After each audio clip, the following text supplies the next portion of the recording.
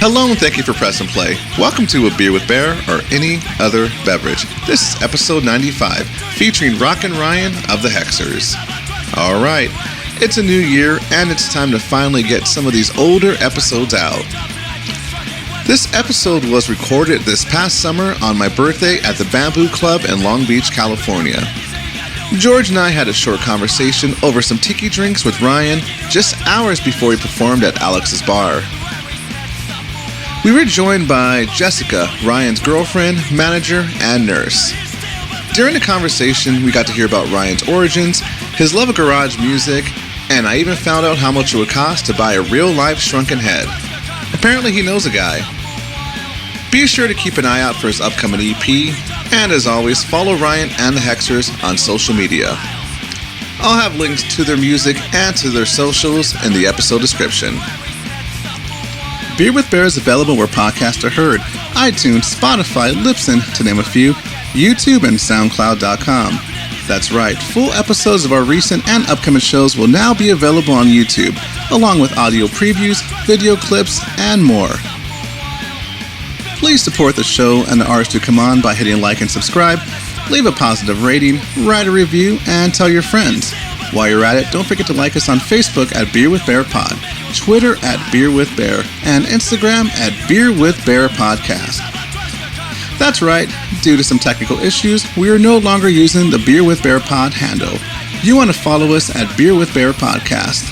There, along with our other social media, you'll find pictures, videos, updates for upcoming episodes, and it's also the best way to contact us. We'd love to hear from you. Theme music by Chris Helking. Mixing and post-production by Ryan Miles. Thank you very much and enjoy.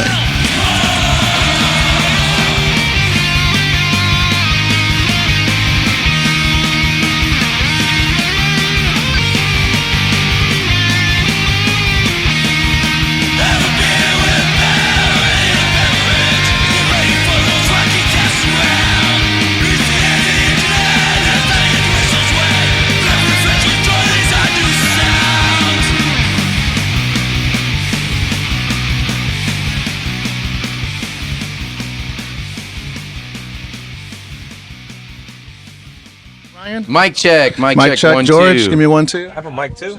No, you don't. You didn't Hello. get no I mic. thought you were gonna get 3. No. Well, we're just gonna do 2 because this 3. I just to set up here and Ryan and Maria. Jessica. That she's Maria. Okay, she's Maria. Jessica. I have a thing with names. Like it's. Yeah. It's I'm it's, Ryan's girlfriend / Nurse. Nurse. manager. Yeah. Manager. Get him on time, places, book him, Well, you- etc. All that. Yeah, all that. All right, so it's funny you mentioned how you mentioned our friend Haley. I was going to say too is that's actually how I got your CD. Is she gave me a copy of it, the Hexxers one. Yeah.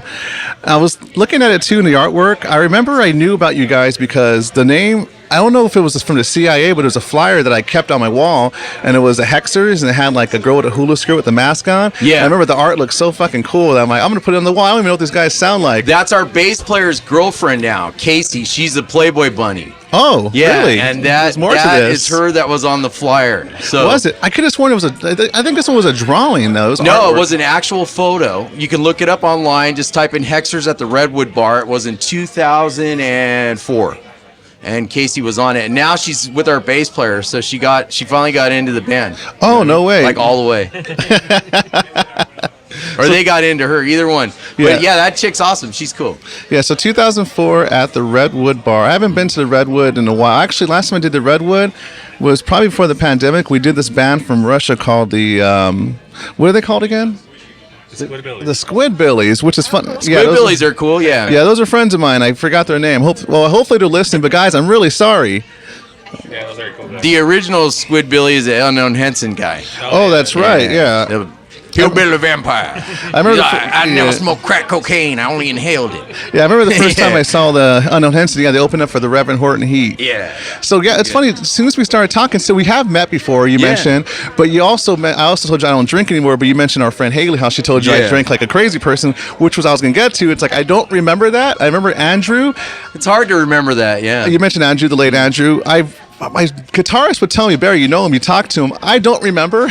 I remember when he passed. I'm like, I do know him, don't I? Because I remember I used to know he the was Rockets. in the Necromantics. Yeah, Necromantics, the Rockets. So I did know who he was. I knew him, but I don't. And he was in our band too for a little while. It was like 2005 to 2006 with Rory. And he died, in 2000? I want to say 2009. 2009. Yeah, he was out of our band for 3 years. Yeah. Because we got Jeff Giroux back. Yeah. We have a lot of drummers. Like, I think we have about, how many drummers do we have? There's like 8 strings of drummers or something? No, there's 3. 3, So okay, 3. So go ahead and, They rotate about 3 drummers sometimes. So main drummer would David. Sometimes I don't even know their names, you know?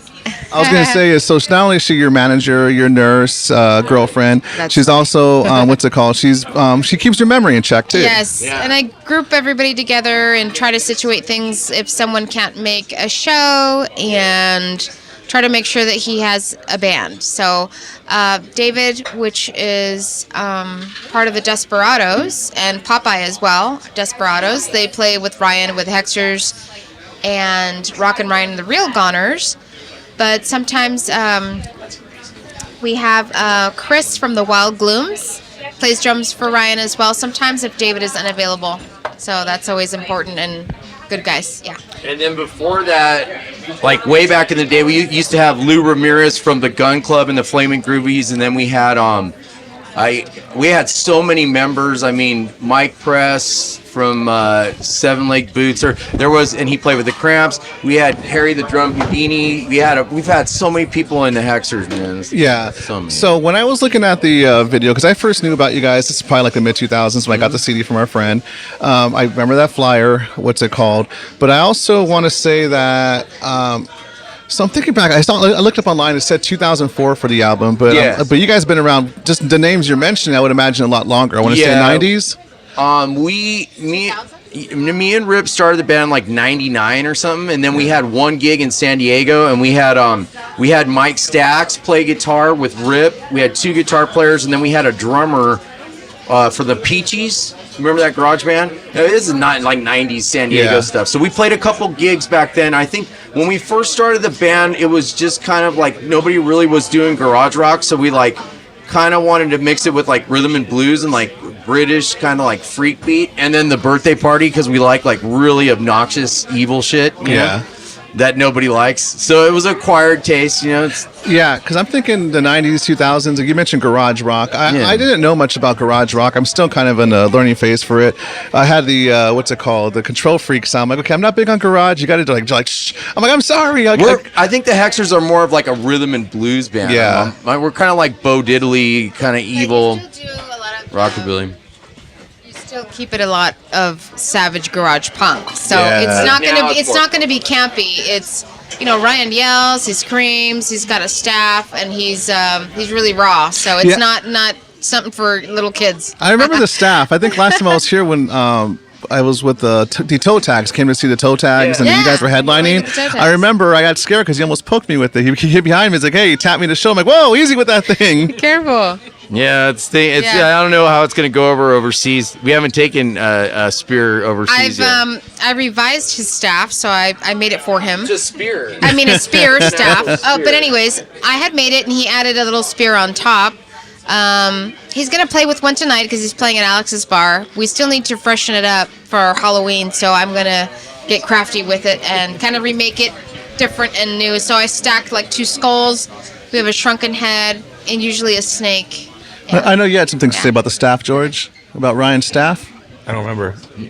Dude, on the way over here, all he was talking about was Ryan's spear. I love that spear.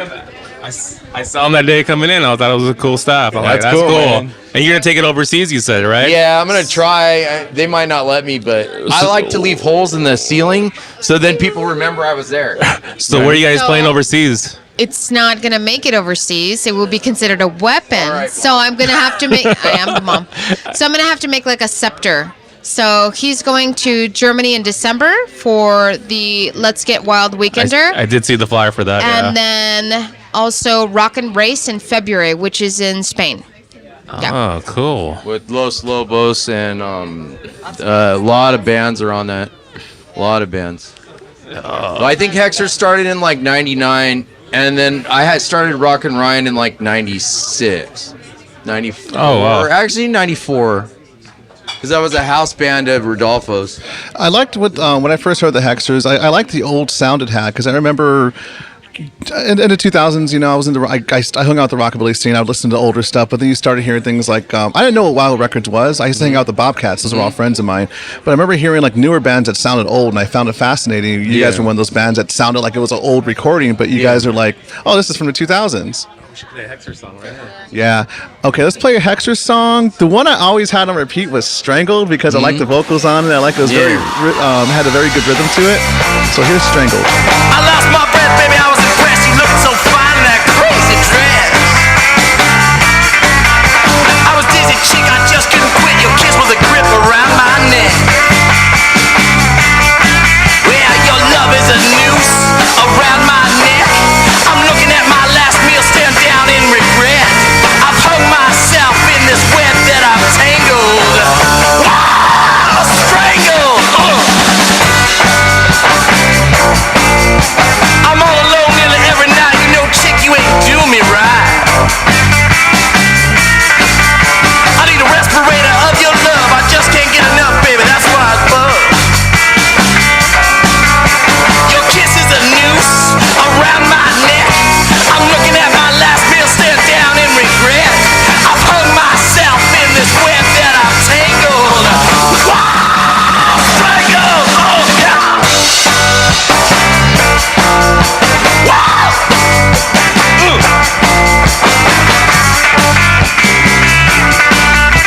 Yeah. I'm all alone nearly every night. You know, little girl, you ain't doing me right. I need a respirator of your love. I need a transfusion. I can't get enough. Yeah, your kiss is a noose around my neck. I'm looking at my last meal, staring down in regret. I've hung myself in this web that I've tangled. Ah, strangled. Oh, yeah.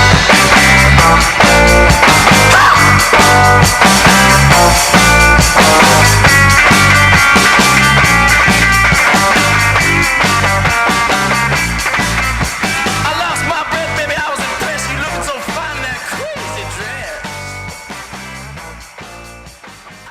When I was listening to that song today, I'm embarrassed to say it. I think I was drunk and I told some girl one of the lyrics from. I think I told her that I need a respirator for love or something. I need a respirator for your love. Oh my God! Yeah, I'm need embarrassed. a transfusion. I can't get enough. Yeah, I think I'm embarrassed. I'm like, I need That's a a good respirator line. of your love, baby. I was fucking, I don't know. It was embarrassing to think about, but I did say it. Cool. Did you ever get into the Rockin Ryan stuff? Did you? Hold on one second. Okay, we just got our drinks right now from the very, very friendly. Thank you so much. So I got the Virgin. What did I get? The Virgin Painkiller. It's not a virgin. Here we are. Salute, you guys. Salute. We are. Salute the fentanyl painkiller. No. Just I have to kidding. drive, and then you got the Navy grog. That's what they all say. This is really nice. Hold on, I gotta take a Yeah, it's picture. really nice. But Presentation is always really nice. So as far as the Rockin Ryan stuff, we're gonna listen to it on the way over here. But I said I'm gonna be authentic. I've never heard any of the Rockin Ryan stuff. I'm gonna hear all about it. But like I said though, so I was embarrassed to say that I did love that song, the Strangled one, and I stole one of your lines. It didn't work, unfortunately. I was drinking. Like It I said, doesn't I drink a work. lot, but it was a cool song. Let's talk about the origins of your writing for the Hexxers.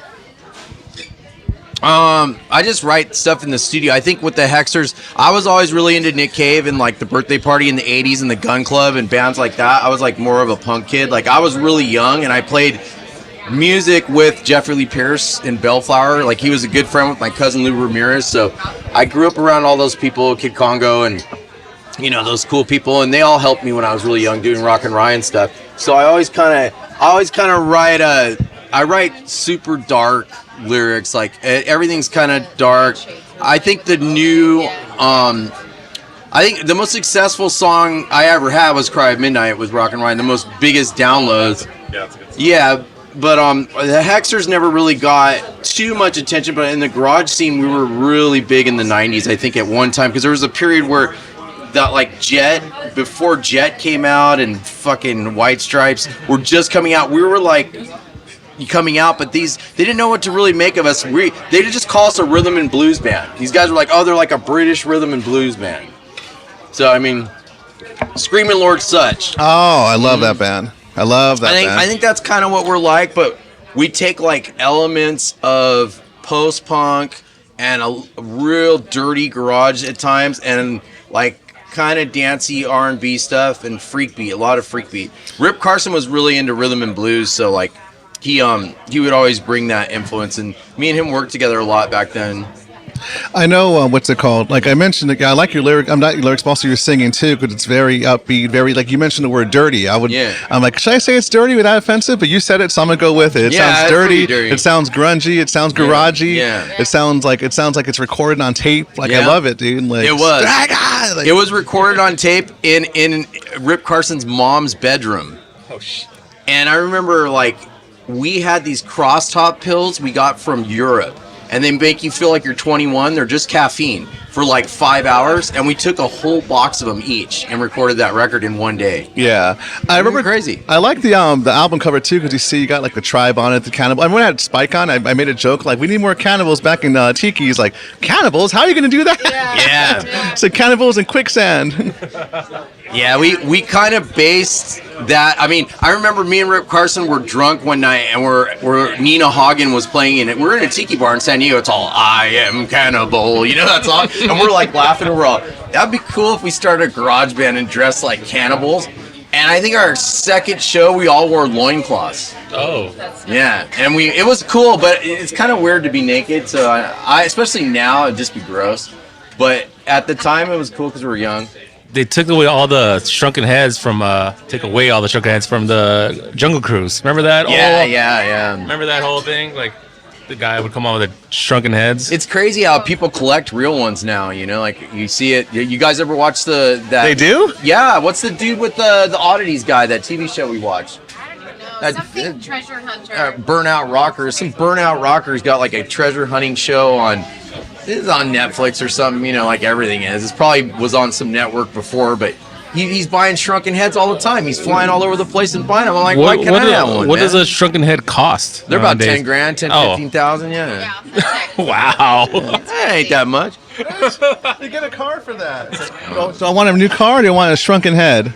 I'd rather buy a shrunken head and steal it. That's funny. Ha. Put that on a T-shirt. But speaking of shrunken head, we got Ryan this shirt. This is a gaucho. It's a reproduction 1950s gaucho shirt with shrunken heads. I was shopping one for him for a while. I believe these are Imperial Sportswear of Bali, but I got it for him. I saw it on eBay, and we purchased it from someone in New York. And I'm like, this is a Hexxers shirt, man. Yeah, it's a Hexxers shirt. If there's any, you know. And I think when Ryan first came out with Hexxers, the band was very theatrical. Everybody wore a mask. The masks, it was the thing. The bones. The bones and everything. And now I think like it's just Ryan who's theatrical because everybody's more laid back, or they're just, you know, not how it used to be. Yeah. But we still keep it alive with the staff though, thrown into the gigs. So yeah, it's important. I wanted to wear a suit when I heard it. It's hard to control them when you can't give them LSD and lima beans. Yeah. You know what I mean? They're all sober now, so it's like, I was like Captain Beefheart with Rip Carson, you know? Yeah. Like 1 lima bean a day, 4 hits of acid, you know, like wear this hula skirt and this giant tiki mask. You'd be like, yeah, sure. I saw shrunken heads at the party store today. $1.99, but they're very Native American. Oh, those look. I don't like the skin on those. They're all white people shrunken heads. That's gross, dude. Yeah. Who'd want a white person shrunken head, dude? That blows the whole thing. Oh no! Like Donald Trump. I'll take a Donald Trump shrunken head. 2, please. For 10 grand each? 10 grand. Shit, I'd pay more for that, dude. Okay. It probably looks like a chicken nugget though.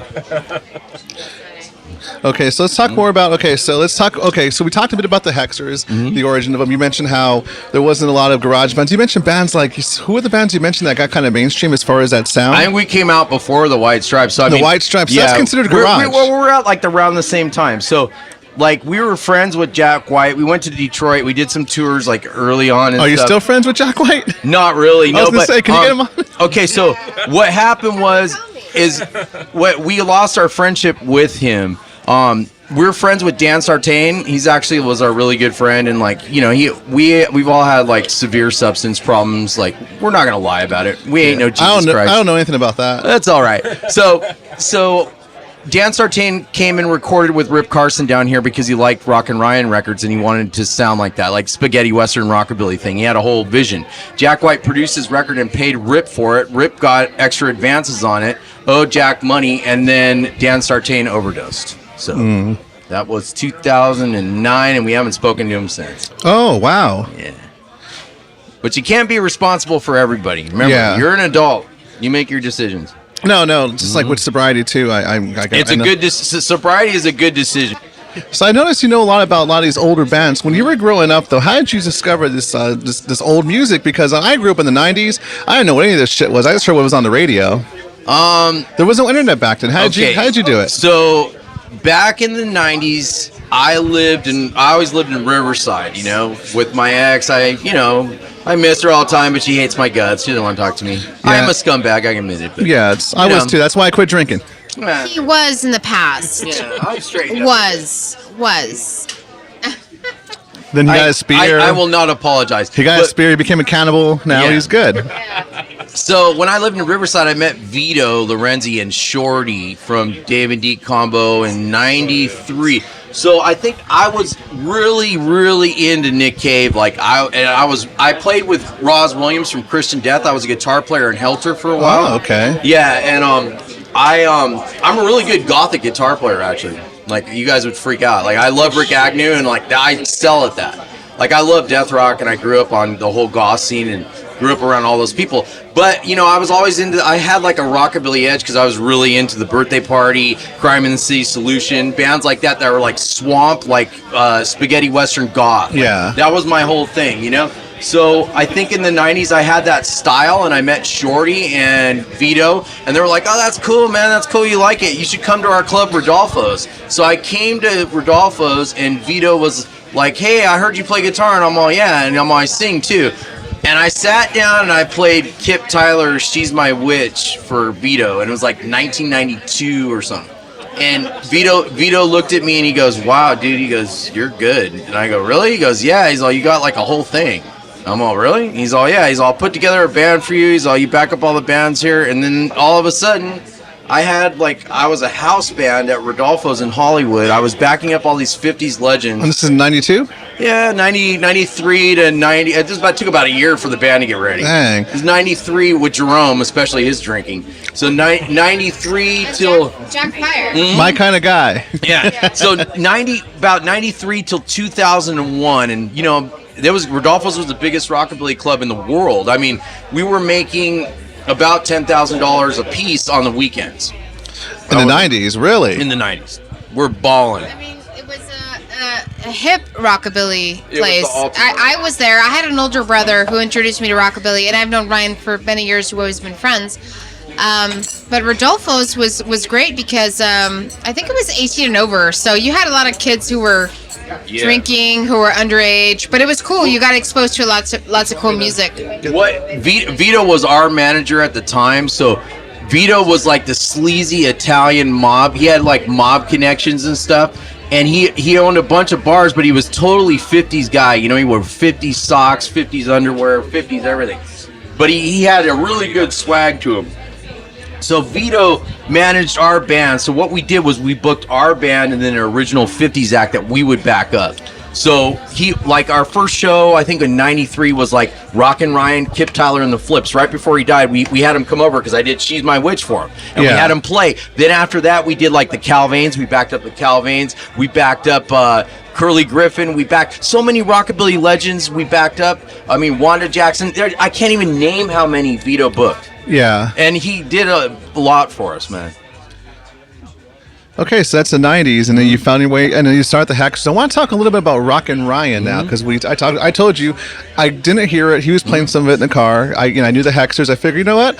I'll ask him about it. Do you want to play some Rockin Ryan? You could tell me more about that project, the difference. And Rockin Ryan, it's... What track do you want to hear? Well, something dirty. Do you want to hear something rockabilly hillbilly, or do you want to hear something dark and gothy? Or what do you Let's want go gothy. Okay, we'll Cry at Midnight. All right, Cry at Midnight. I left my woman such a long time ago. My feet are sinking deep in the sleet and the snow. She's down by the river where nobody knows, and that is where I left her, way down below. She was an evil woman, man, she couldn't do no right. She lied and she cheated nearly every single night. She's down by the river, and that is where she lies. And when midnight comes, I can hear her cry.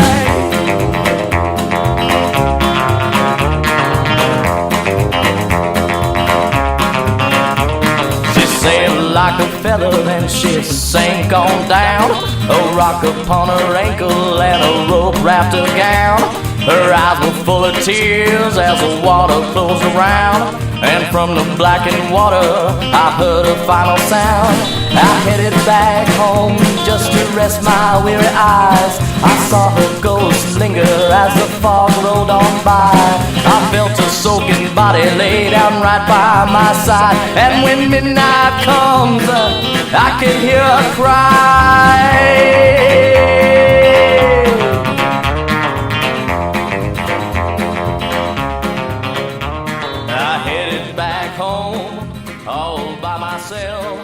Walking by my lonesome with nobody else. She was down. Hopefully there's a lyric in there I could use and embarrass myself again to a woman. Yeah, maybe. All right, so let's talk about this band compared to Hexxers. No cannibals, no bones. What's the aesthetic for this one? Because I say aesthetic because I look at the way you dress. I look at your stage performance. When I first heard the Hexxers, I wanted to wear a suit. Now I want to wear bones. What do I want to be when I listen to Rockin Ryan? The real Goners were based, like, we basically wanted to be like if Nick Cave did rockabilly. So we, and when he was in the birthday party. So we wanted to write like really good, like dark, like, you know, like kind of like Southern lore, macabre, like 1920s creepy murder incidents, and lay it down and, you know, and do that. But then we would back up all the 50s bands, so we would do a lot of traditional stuff too. So we're kind of at a split personality. We're all over the board. Can I say something? Because I saw Ryan live, and I've been seeing him live for many years because of my brother. I would go to Rodolfo's. I was underage. I was very into rockabilly, and I would tag along. So Rockin Ryan was very traditional rockabilly. Even though he liked so many things, when he hit the stage, he was wearing hepcat clothes. He had a Hollywood jacket. He just was so traditional. And, you know, he's gotten interviewed, and there's old videos of him, and he's just like, oh, I love, like, obscure 50s rock and roll and this and that. He was very about that. And, which was great. He had a great stage presence. But what I want to say is that it's crazy because he has, like, dual personalities. So you flip to the Hexxers, and the Hexxers are, like, totally garage and screaming. Yeah. But then you go to Rockin Ryan, and he was, back in the day, totally like hepcat, like top, like dressed to the nines, like white bucks, Hollywood jacket, slick hair, the best clothes. And so for me, seeing Ryan do Rockin Ryan to Hexxers was a trip. I think that's why I like the Hexxers so much, because it shocked the shit out of me. Yeah. I mean, it was crazy cool. My brother showed me everything, and we were buddies with Ryan, but it was just a cool time. It was different. I think that Rockin Ryan will finally come to their own fully in with our next record, because we finally come up with our formula and mastered it. But the problem with us at that time is we were a house band at a huge nightclub that was going on at least 3 times a month, and we're backing up all these bands, you know, 50s bands. So we would lose our sound because we didn't have a time to focus on us. We're backing up the Calvins, backing up, you know, we backed up Jimmy Heath, you know, that rockabilly thing, all these 50s guys. Yeah. And we didn't even know, like, Lou Williams. We didn't know our sound, so we were our albums are like schizophrenic. Like that makes sense. They don't have one vision. You don't have think a lot of different influences. I still think that the Rockin Ryan albums in the beginning were really good, regardless. Even though Ryan said he got mixed up with his band playing and backing up other people, I still think they were great. To be honest, yeah.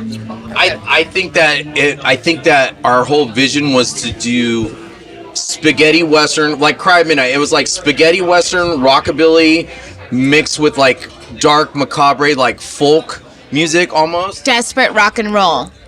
And a little bit of that, but that's our split personality, though. We go from that to like really hard ass rock and roll. So I mean, we go from beautiful shit to dark. But I think we're kind of finding a balance now. Like we're gonna do a record on Wild, and we're kind of finding a balance now where It will be a 45. Yeah. So the 45 is going to be Rockin Ryan. I believe it's going to be 2 songs, and it's in the works to be pressed before the Germany tour. So Ryan is playing in Germany with Let's Get Wild Weekender in Stuttgart with both bands. So it's going to be Hexxers and Rockin Ryan. I do the booking.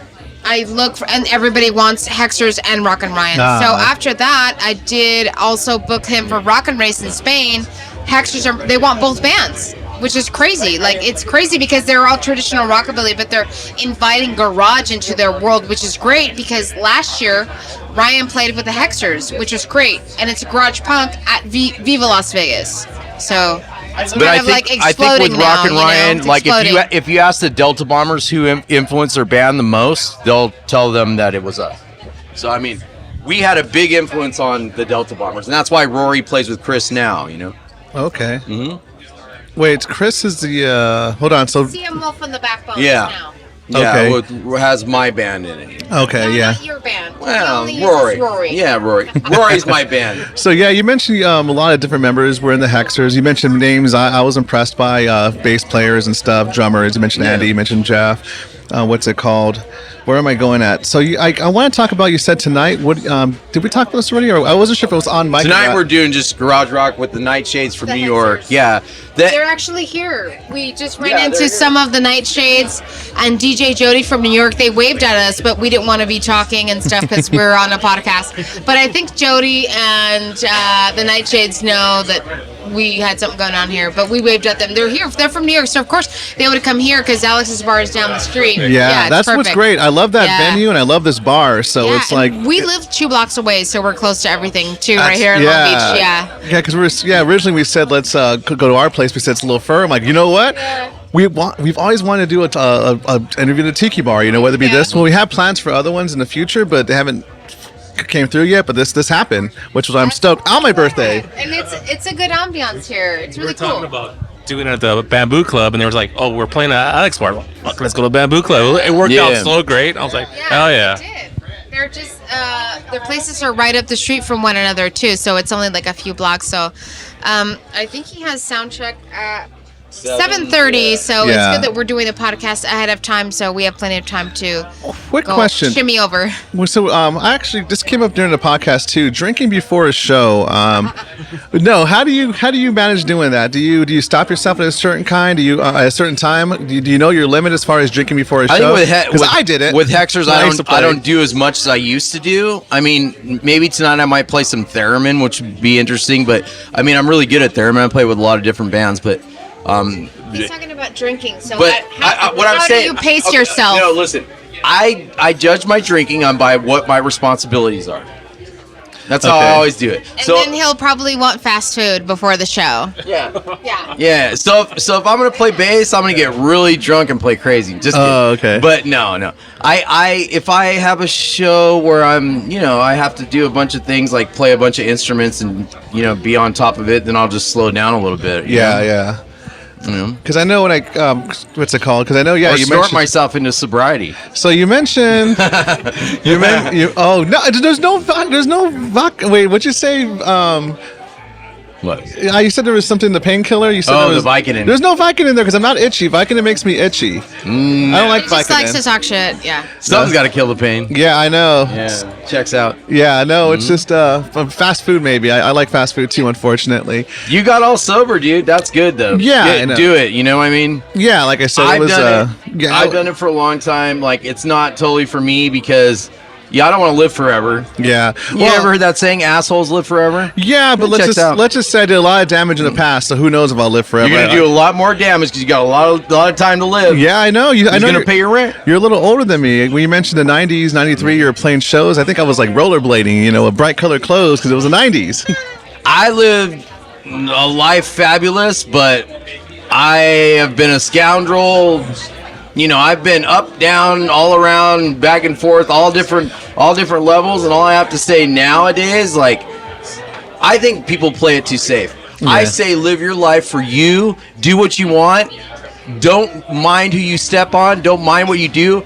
Do you. Take care of you. That's what life's about. Because nobody's going to take care of you but you. That's true.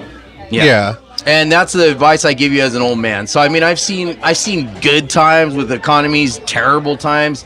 And I think nowadays people have got really passive because they're scared of hurting somebody. I'm like, fuck you, run you over. But she stops me. But, I mean, that's what I think. Yeah, I am the voice of reason when Ryan says, fuck you. Deal with it. Yeah. I don't know, it's different times. I'm 43, Ryan is 48, so he's got a couple years on me, but you're your mom's favorite. See, my family's rich. Okay. And I'm the black sheep. I sleep in the basement. My family's poor and I was a black sheep. I didn't sleep in a basement, I slept in a camper. That's funny. But regardless, I think with age, you grow with wisdom and stuff. You just can't be like balls to the wall anymore. And I think Ryan knows that. There was a moment where he disappeared for about 3 years. He was living in Oregon and Washington in the Pacific Northwest, and then we started dating. Then he came back to California, and he was doing shows here recently when we started dating. So here's the thing about going balls to the wall. As I got older, now I'm in my 40s. It's not awesome. I realized that I don't feel like going balls to the wall all the time. I just don't feel like it. I don't have that drive anymore. Good. I kind of like. No, it doesn't matter. I want that. I do want that. You need it, dude. Yeah, it doesn't matter. I think it's good. I think everybody has their moment, their place, and their pace. I like to drink. Ryan likes to drink, and she whatever. paces me. You know what? But I try to help him out. I try to get him Sometimes I like places. to go wild, though. In the 90s, another thing I did was mid-century modern furniture. I pioneered that. I had a store, Antiques Exotica, since the 90s. So I would help. My friends were poor. I grew up, I had a rich family. Yes, I had family with money. It was my dad, not me. Me and my mom lived in a trailer park. We're from North Carolina. We lived low, you know what I mean? My dad's loaded. He loves me, thinks I'm a genius, but he also hates me too. He's like, how does this guy get so popular? Well, because he had to deal with Ryan's bullshit, and Satan. I love the devil. Well, he had to deal with Ryan's issue with substance abuse 3 years ago. I love heroin. He took him in. I quit, but he used to. Yeah, so his dad took him in and helped him to get him sober, which was great. And now he can say he's here today and present because he stopped something that was. I love my dad bad. very much, Yeah. and my dad's an amazing musician. I grew up around him, and he loves 60s garage, and he influenced me a lot with that. He actually played Farfisa with the Hexxers back in the day live. His father is a great piano player, Farfisa, and guitar. So music runs in his family. His sister is also a singer. Yep. So anyway, back to Pretty the mid-century modern thing. My friends who were poor back in the day, I had friends like in 18th Street, like gang members. They had no other option but to sell drugs. They were living in trailer parks, nothing. I would teach them all about like David Cressy, architectural pottery, Eames, Knoll furniture, and teach them how to make tons of money and give them money and treat them fair. Because you know what? I'm the type of person, I'm an anarchist. My soul, I hate the government. I hate structure. I believe all people are equal. I believe all people deserve a chance to succeed. And I think that succeeding starts with your mind. You have to overthink your society. And I've always been the type of person who follows my passions. So my passion was design, besides, rockabilly and garage rock. Yeah, you mentioned design. George here is a huge fan of design, furniture, that kind of stuff. He's the kind of guy who's always telling me I need poster frames. I don't have frames in my posters. Oh, this guy was terrible. He had when I go to his place, he had tax on his poster. Oh, no, That's what are you punk doing? rock, though, dude. Yeah, it was, but he wasn't in his 20s no more. I was like, no, you're like in your 30s. You gotta stop. No. You gotta mix it up. You gotta be like ghetto suave. So what you do is you have the tacked up punk rock posters, and then you have like a Adrian Pearsall gondola sofa, like an $8,000 sofa. Well, now I'm at the point where I do have the posters. I will never put tacks in them because I like autograph stuff now. So I get my merch autograph. Like, no, don't put a tack in. I need a frame. Yeah, so you frame it, and you just have it presented nicely. Yeah, I've changed. I've gotten older. And also take care of the poster so it has less wear and tear. Yeah, but you know what, though, too? I do need that testosterone shot. I think you're right. Dude. that testosterone shot gets in there, those tacks are coming back. I don't care. Oh, that's funny. that tax are coming back. You need a rock and roll Son of- nurse, dude, with the testosterone. Do you have any friends? To my head, to my head, a rock and roll nurse going to my head. Okay, so I think Ryan's had a lot of drinks. what's He it had called? one at home and he had one here, so he's feeling it. I think before the gig tonight at Alex's bar across the way, he's gonna be on fire. He's gonna be feeling good. No, Yeah, you asked. it's You funny. actually answered a question I was going to ask you earlier when you talk about, your dad was a guitar player, so you had that musical influence. Because Yeah, my dad is really tame and calm. Like, he's totally into the Beatles and stuff. But then there's like a weird devilish side to him. And that's why I like my dad. But when I was little, he was all. My dad came up to me and goes, your grandma was Jewish and we're related to Trotsky. And I'm like, who's Trotsky? I was like 10. He's all, read this anarchist book. He's all fucking hate the government. My dad just turned away and I was like, but he's the most calmest person. So my mom is like a total Christian. She loves Donald Trump. She loves all this stuff. My dad is like a really smart. Yeah, she's crazy. Yeah. Soda Let's water? not do that. Yeah. Okay, we're not gonna. We're not gonna do that. So my dad is a really smart Jewish man. Really smart, really quiet. Doesn't just say much. But you know what? When he does say something, it means something. So, I mean, I didn't have much time with him when I was young because he bailed on us, which sucks, but yeah, I'm the type of person that lets people do what they want. I don't blame anybody. Yeah. But he got me back when I was older and he took care of me and raised me back to health. You know what I mean? I came up to him, a dying skeleton. Well, he was helping Ryan through his substance abuse, which was really nice. He did help him get through that moment for 3 years. So Oh yeah, no, I've his been dad there. is great. I never did heroin, but I was in rehab with a lot of heroin addicts. My sponsor's a heroin addict. He has It's all these rough. stories. Yeah, It's no. rough. And I'm just saying, to be alive now is a gift. So Yeah, that's the way I see it too, though. it is. Yeah. It is. Yeah. Because one of the reasons you mentioned, you asked why. Well, I was kind of dying. Yeah, that's the thing too. Is like I had the yellow skin, all that stuff. I was on my way out. So I had to Same quit. here. Yeah. I felt guilty because the anarchist part of me when I was young, when I did my furniture thing, was I had like a whole crew of gangsters backing me up, taking whatever furniture I want from anybody I want. Yeah. So all of a sudden one day I felt guilty. Like what guilt hit me and I was like, oh God, I'm a horrible person. But I had 4 kids to raise and one was autistic. I had people to take care of, families to pay for. I did plenty of good in my community. Now I might have done bad to some people, but like I said, fuck them. If you're not with me, you're against me. That's how this world works. Unfortunately, if I had a choice to make this world better, I would make it a better place. But they don't give you that type of power. This world is just people against each other. Until people start building a community and showing each other ways to make money and giving a shit about each other, the world ain't gonna be a better place. Awesome. So we're gonna hit. I want to keep this at 40 minutes since we're in person at a bar. Yeah. We have a limited time here in this booth. I want to talk about what's coming up next. You say you backed up a lot of bands. You mentioned that you're backing possibly Dimensional Go in the future. We want to bring Sparky back. We did the last show he did in the United States. So the last show we did at the Starting Gate for Rich was the last show he did. He did a lot of stuff. But hopefully, I heard his band is up, so somebody's got to bring him back. He's expensive. Sparky is a person that's unapologetic, though. Sparky does what he wants. He does plenty of drugs. He's crazy. But life is an experience. You are here to live that experience, to enjoy it, and not apologize, and go through it with dignity, and walk into the grave not apologizing. That's the biggest thing. Don't die with a bunch of junk in your yard. Yeah. Die with no apology. Because I've always wanted to have him on. I know I could probably reach out because I do know the people. Like I do know those people and everything, and who work with them and stuff. I could, but for some reason with him, I'd feel it would be so much better in person. Like, no, you could stay with me. He's already done it. But Sparky's a hard person to deal with. But like I said, it's better to when you book him, he's going to be expensive. Now he is a rock star. So you psychobilly guys, he's like a god. Yeah, you know what I mean? Yeah, no, he was, like I said, especially in the 2000s. You mentioned 2000. He was like so many bands were influenced by his vocals. There was so many clones of his vocals. I love his stuff. Yeah, I think he's a genius. I always have. See, we when I first met Sparky, my guitar player was in King Kurt. So my guitar player Jerome was in King Kurt, and he was on the Alcoholic Rat record, and he also played with what was the other guy? What's that suave-looking kid with the long hair from England again? The spoiled kid with the motorcycles? Kid Rocker. Yeah, Kid Rocker. Sorry. Yeah, Kid Rocker. So anyway, that guy, he played with Kid Rocker, and that's how he got over to the States. But so Jerome's known Sparky forever.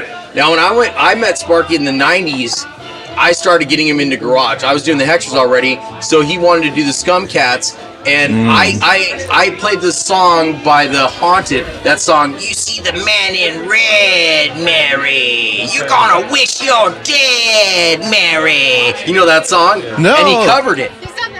No, So, but I'm going to. Sparky. He's going to find out what that song is. Yeah. It's a great song. No, I want a list of bands to check out. I told you, you're gonna turn me into a garage guy. Well, Sparky's a big time record collector too. He's really smart. But he came into his own with his band. I think Rockin Ryan this year you'll understand us fully, because we're not going to have a schizophrenic record. Yeah. We're going to have a record that's focused. And that's coming up soon, you said, Yeah, right? we're going to do that. Our whole thing. Be a 45, not a whole record, not a whole album. And this is with Wild, or with Wild. But look at we probably will come out with a whole record. But like I said, I'm the type of person that if I think that certain people have to earn their money, and I think that if you sign a record deal, me as an anarchist, I believe everybody should work equally, including the producer has to be a musician, and I won't work with people who aren't musicians who can. yeah. Just because I'm like so like social, like democracy, like everything has to be earned. Like I was never given anything in my time period. My band was so hard on me, man. Like I learned how to play almost every instrument because they're mean to me. Look, Rip Carson is an amazing musician, and he's like Sparky. He does whatever he wants anytime. He will never apologize for it, and he'll step on your head as many times as you want. I love the guy, but he basically told me when I was young I played decent guitar. When I got through with living with him during the pandemic, I played piano, guitar, bass, saxophone, drums. I had to play everything because he never let up on me. I mean, everything was a competition. Like, he would be like, well, you could do this, but you have to earn it because you got, a million plays. You're the only one out of us with Cry at Midnight that broke 1 million. And like, we think that you have to earn your way up. So everybody abused my own band, basically turned me into their bass player. That's funny. I do like that, though. You do have to earn it. I totally agree with that. I completely agree. Yeah, I believe in that. Yeah, I was definitely spoiled when I was younger, and I was given way too much. All right, then. So we're gonna wrap it up now. Wrap it up. Okay, so like I told you about what name's Ryan. You said Jessica. Jessica. Yeah. All right. So George, do you have anything for this lovely couple before we wrap up? No, amazing talk. Surprised it was kind of loud in here, but it worked out. Yeah, you guys are so cool, a good and amount of drinks too. and, so I think, whoa. hope to hear the Rockin Ryan new out 45, and then There you go. 45, George. The With 45. Wild. 45. George, Yeah. the Oh no. 45. Yeah. There you Yeah. go. Well, here's We'll come out with a full record, but I think It's gotta take time. I think it's going to take some time, but the vision is there. The band that we always wanted to create is finally happening, and I think our band is a spaghetti western rockabilly blues band, like almost like we have we've always been that way, but we're like Dr. Ross mixed with Nick Cave mixed with Kip Tyler. It's a weird combo. I know it's mainstream, but Nick Cave has a song on my favorite horror franchise ever, Scream. So it's like he's good in my book. That's cool. Yeah, the Red Right Hand. It's like that's a staple for Scream. Though. He's spoiled too. Oh God, I met him. He's so spoiled. Oh man, you guys can share stories in. Wait. How big was your room? Oh, you had that toy too? Yeah. Well, you got a pony? I would bring you to stay with me in my room though. Nick's a snob sometimes. So you would share your toys? Yeah. I'm cool like that, man. Funny. It's hilarious. Do you have anything before we go? No, nothing. Ryan is his own person, his own entity, and I feel his my own worst monster. enemy. Well, for Rockin Ryan, the Real Goners, and the Hexxers is a lot, but I feel like hear some crazy Hexxers feel like lyrics? it's both. Yeah, I'm going to meet my wife with these lyrics, so go ahead and give them to me. Yeah, both. My body is a monster driven insane. My heart is a fish toasted in flames. I curse the day upon my birth. I spend my death in a box full of dirt. All right, so this is Beer with Bear with Ryan and Jessica. Thank you very much. Thank you. Yeah, terrifying.